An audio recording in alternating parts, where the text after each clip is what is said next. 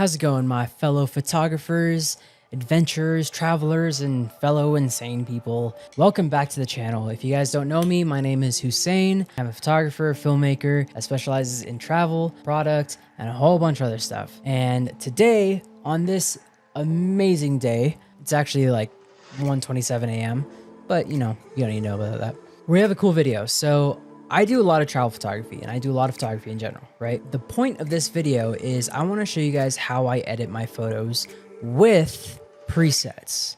A lot of people love presets, including me, and there are a ton of presets out there. So basically, I want to show you guys what kind of presets I use and then how I tweak the presets in order to fit the image. Because a lot of people don't know this, but a preset is just something to help you get started on the photo, okay? So most of the time, it's just a starting point. About 99.9% of times, after I click on a preset, I still make a couple of adjustments just to make it perfect for the way I like it and the way I think it looks good. So we're gonna hop into Lightroom and show you guys how I edit these photos with the presets that I'm gonna be using today. And before we get started, I will say that I'm using two specific presets packs today. I'm using Peter McKinnon's V4 preset pack, as well as TK North's Street Mood 2013 preset pack. And I will link both of those in the description below. So let's hop in to Lightroom and get started. All right, guys, so the first photo we have is of this famous barn in Grand Teton National Park with the iconic Teton Mountain Range behind. And this is a photo that I got pretty early on in the morning. As you can see my settings up here, shot at ISO 500 with a 7200, but I was about 85 millimeters in at a 2.8. I love shooting landscapes with a telephoto lens. I think that telephoto lenses actually give landscape photos a whole nother different vibe and feel, and the compression just makes it look, ooh, so good.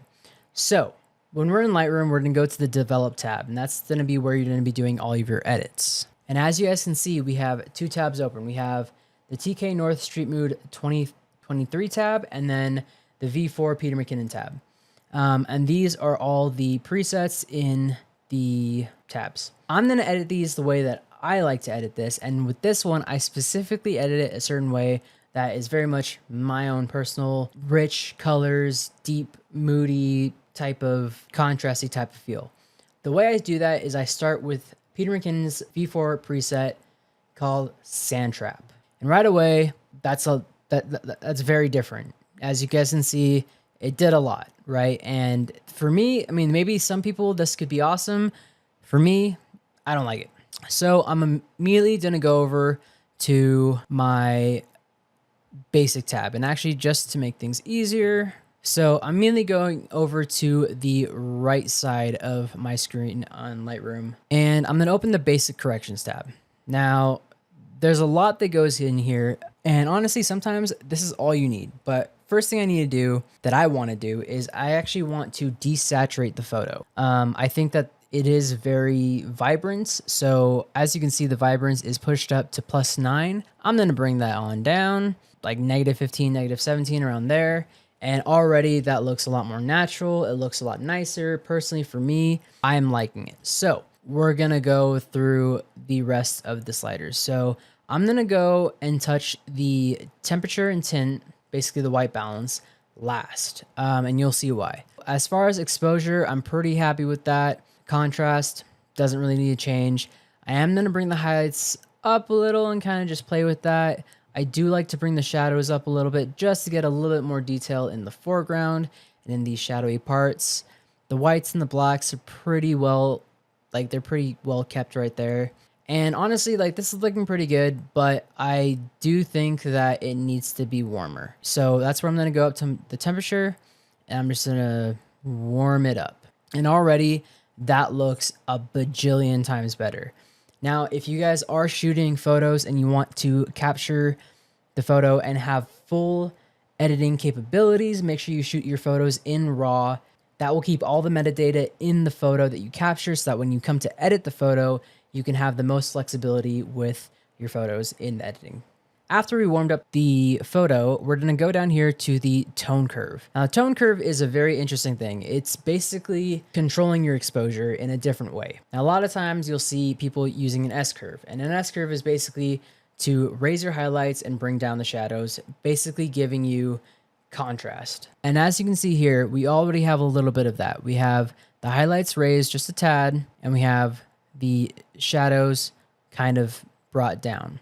And as you can see over here, this black point at the very end is lifted up, which is kind of gonna soften the blacks. It's kind of gonna bring that black point up a little bit, so it's not like super black, but I tend to like that. Now, usually, depending on the photo, I will typically like to make a point on the whites or above kind of the highlight point and in between those 2 points right there, and bring down the highlight point just to see. And as you can see, it kind of will affect the highlights. So it'll kind of bring them down, make it a little bit more exposure friendly. That's just my personal preference. You guys can even go into further tone curve adjustments with colors and stuff like that. But typically with presets, they're already pretty dialed in. I'm not too worried about that with this photo at least. Next, I'm going to go to my color mixer. And so these are the HSL tabs. And I love the HSL tabs because this is where shooting in RAW gives you the most flexibility with all the colors, because when you shoot in RAW, you can pretty much change any color to whatever other color you want. It's honestly kind of magical. So a lot of people will typically do hue or saturation, luminance. I like to have them all open just because I kind of go through them all pretty fast, and I like to go by color. First thing I want to do is I want to look at the photo and kind of see, okay, what colors do I want, colors do I don't want. And already, you know, green is a very interesting color for me. I think it's kind of a hard color to photograph. I like to take my green slider and kind of move it up to yellow and kind of see what that does. And honestly, sometimes you just have to kind of move things around, because half the time, you know, things won't happen. But if you see, I moved that yellow slider, and that's changed a whole lot of things. But I'm going to hit Command Z right there, bring it back to where it was. I honestly think that's pretty good. Now, what I will say is the warm tones are pretty pushed up in their saturation. I'm going to bring them down because I don't want it to be too in your face. I want it to be a little bit more subtle, but still have a good look, have a good classic, still my style. So I'm going to bring those down a little bit. I'm actually really happy with that. I'm not going to do a whole lot. You know, you can go into your color grading tab and you can play with color wheels. Typically, I mean, sometimes I'll do that. I don't really find the need to a whole lot, but it just depends on personal preference. Some people who really like to go with a lot more extreme color grading will definitely use these a lot, and they can definitely bring a ton of resources to your editing. I'm gonna go to detail over here.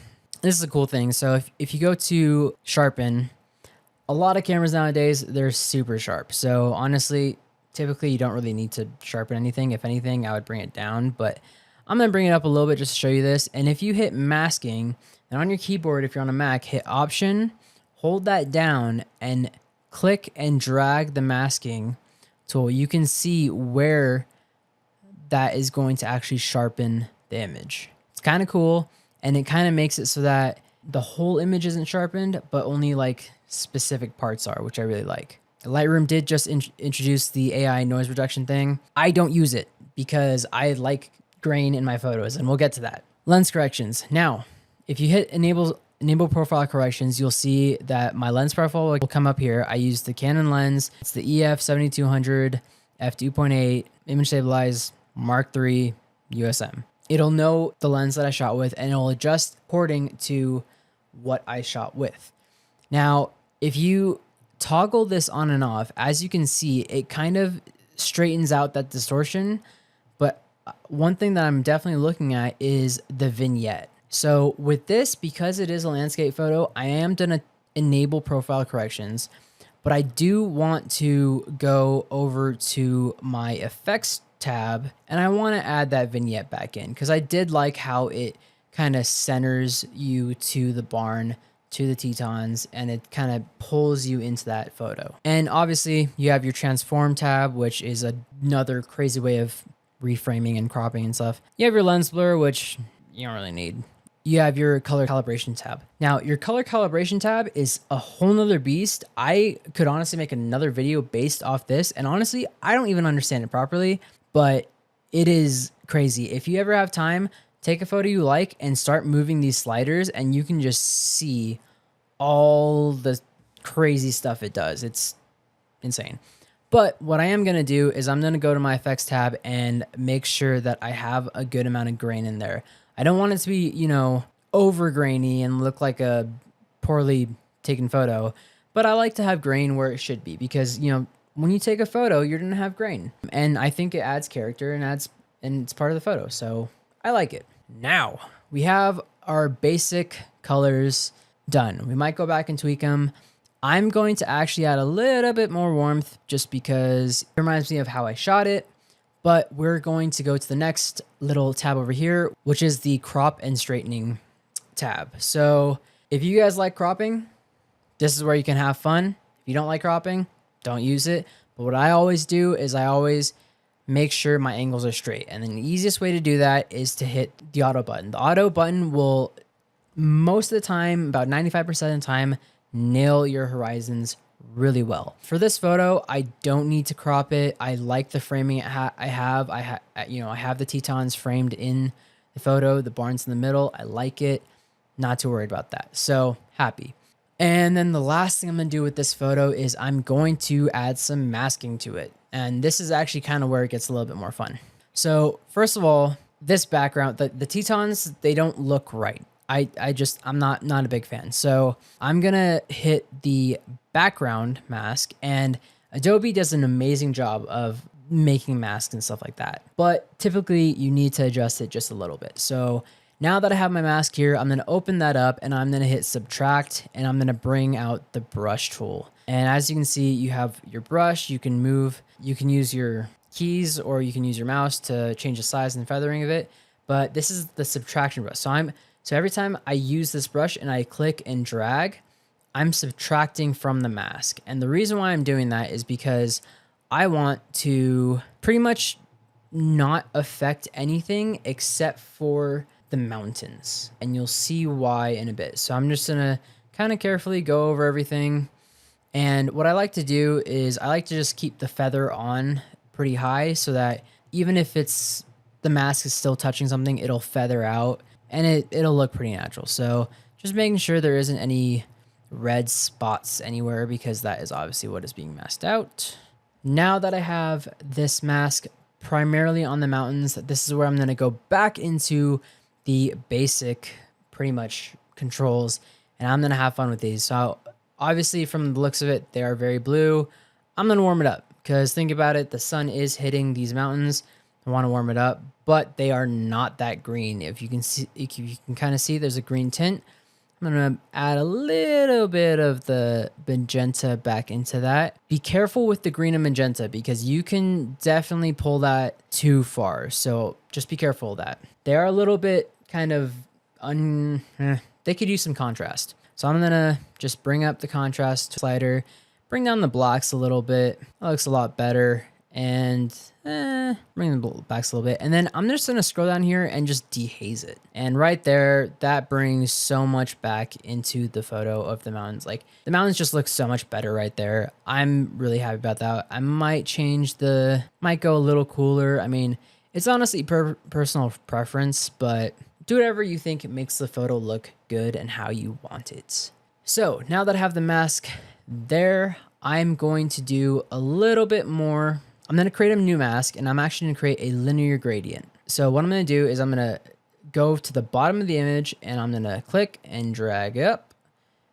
And the reason why I'm doing this is so that I can lower the exposure so I can kind of make the attention of the photo go up to the barn and kind of away from the foreground. And honestly, if I wanted to do that, I could do the same thing with the top. And as you can see, boom, shaka, laka. And honestly, I'm pretty happy with that. I think that's a good photo.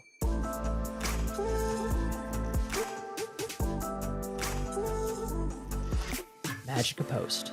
All right, so that was a pretty in-depth photo edit, but we're gonna try to do something a little bit easier with this photo right here. Now this photo I honestly just saw on the side of the road as I was driving by. I stopped the car, took the photo because it just felt like it felt like a film photo. It felt like American road trip type photo with the RV and the I think, what is that, Subaru or something like that. I don't know. I like the framing. I like the simplicity of it. So I want to edit it like a film photo. So what I'm going to do is I'm going to go up over here to TK North's Street Mood 2023. And I'm going to go to number 8, Film Warmth. And honestly, I could leave it at that because that definitely looks like its own film magic right there. That looks like a film stock, a photo taken from like Portrait 400 or something like that.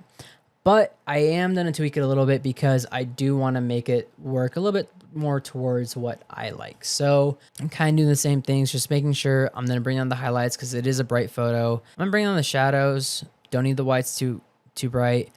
Now over here, I think the clarity can go up a little bit, but the dehaze, I'm just, you know, it's never bad to just play around with what you have. You know, you can move these sliders wherever you want just to see, and then I'll obviously hit Command Z if you want to go back. But I kind of like the saturation that this photo is given. So I'm gonna keep that vibrance a little higher. And as you can see, again, we have an SCurve with the blacks faded up, and we're just gonna fade the whites down just to make it look a little cooler. Honestly, the colors look good. I'm really happy with this. Now, this is where I would look at the color grading tab.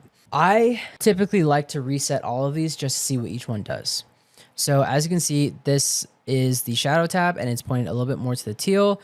I'm going to double click on that and see if it did anything. And obviously that warmed it up quite a bit. Now we go to the highlights, double click.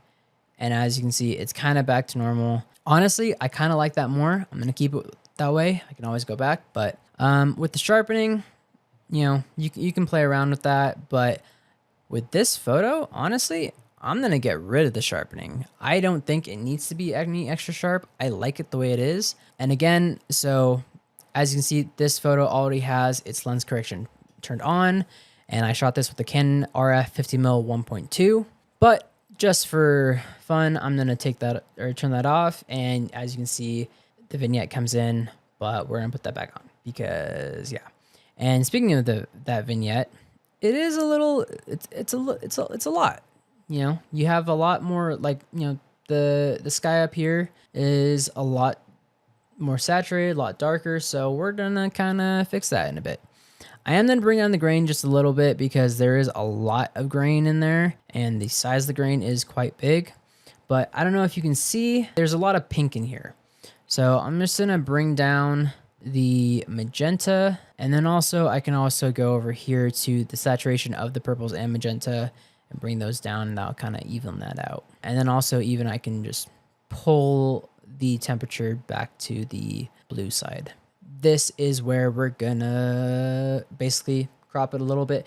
I'm not gonna crop this one. I kind of like the framing of this, but I am going to make sure it's properly aligned. I am going to go and make a mask on the sky. Now, before Adobe came out with this, you have to manually do the mask, which took forever. Now, it's a lot easier. You can literally just hit sky and then wait, and boom. Look, just went all around the trees, literally just like the sky. I love it. It's so good. And all I'm going to do, bring down that saturation, maybe adjust the warmth, but I still like that teal. And I like this photo. I feel like it is a cool photo. It's a snapshot, but it's also like a film photo. It's kind of artsy. I like it, and I have posted it. So follow me on Instagram to see it. All right, guys, I hope you enjoyed that video. I hope you guys kind of learned something about how to use presets for your photography, for your photo edits, and how it can speed up your workflow and get you guys those photos so that they're ready to post from your trips to your Instagram or wherever you want to post them. Again, I will link both of these preset packs in the description below. If you guys like this video and you like how I edit these photos, check out my Instagram. I'll link it below. It is at InsainHusain. and let me know what you think of my photos. If you like how I edit and if you like the style, maybe I'll develop a preset pack myself. You never know. But until then, comment below. Let me know what your favorite photo was. I hope you guys have a great rest of your day. Take it one step at a time, and I'll see you later.